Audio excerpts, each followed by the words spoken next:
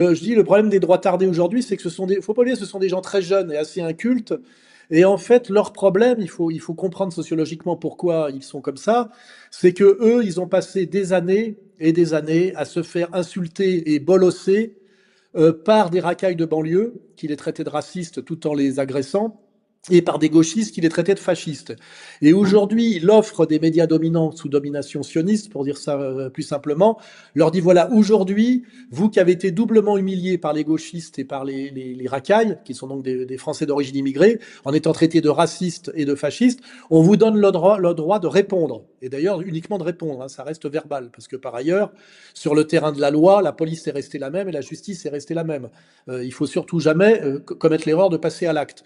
Et en fait, un droit tardé aujourd'hui, c'est quelqu'un à qui Bolloré et Drahi, c'est-à-dire les médias judéo-chrétiens, donnent le droit de répliquer, après 40 ans de silence, à ce qu'on appelle les islamo-gauchistes, en réalité, cette alliance LFI, c'est-à-dire du gauchiste qui le traite de fasciste et de la racaille qu'on assimile à un musulman alors que c'est forcément un très mauvais musulman et qui le traite de raciste. Et c'est là-dessus que simplement que le droit tardé, qui est un mec de 20-25 ans, se détermine. Et pour lui, son problème, et on peut le comprendre, c'est la racaille ethnique qui lui a pourri la vie, l'a humilié alors qu'il n'avait pas le droit de se défendre, et le gauchiste qui l'a insulté. Et vous voyez bien que l'ennemi de ce point de vue-là, c'est de la sociologie, quoi. L'ennemi du droit tardé, c'est l'islamo-gauchiste, qui pour lui d'ailleurs est le militant et l'électeur dans la catégorie jeune de LFI. Et en fait, sa vision du monde ne va pas plus loin que ça. Il a très peu voyagé, il est très peu cultivé, il connaît rien à la diversité du monde, il sait pas que le plus grand nombre de musulmans ne sont pas arabes, hein, puisqu'ils sont soit malaisiens, soit indonésiens. Il a même pas réfléchi que, comment dirais-je, que les Iraniens sont non seulement des chiites, mais des Perses, c'est-à-dire ils sont ni arabes ni sunnites.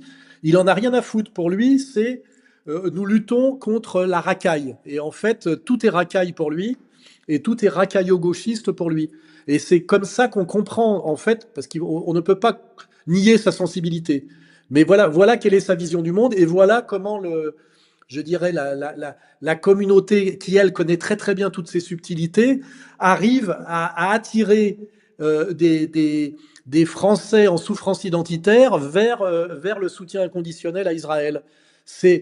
Disons, c'est malin, mais c'est malin et très bête, quoi. Et malheureusement, nous avons affaire à, quand moi je parle à des droits tardés, ils me disent ouais, mais toi, Soral, soit tu vivais à Saint-Germain-des-Prés, soit tu es trop vieux, tu sais pas ce que c'est que la situation en banlieue. Et quand Conversano disait il y en a marre des Arabes, il a, il a typiquement la réaction, je dirais, émotionnelle et épidermique du français un peu dévirilisé, il a des gros problèmes d'ostrogène, hein, il a des seins, etc., qui a dû se faire humilier à l'école par des racailles ethniques qui ont été élevés dans une virilité qu'on nous a interdite. Je rappelle, par la famille monoparentale, la disparition du père ou du père gauchiste, la maman abusive et tout ça. Et c'est comme ça qu'on peut comprendre la bêtise du droit tardé. Il faut quand même l'expliquer. C'est pas juste de la malhonnêteté ou en fait, il est omnubilé par la racaille ethnique et par l'islamo-gauchiste, et ça l'empêche ça lui empêche, interdit toute réflexion d'un niveau supérieur. Voilà. En fait, il a un problème immédiat. Voilà. Te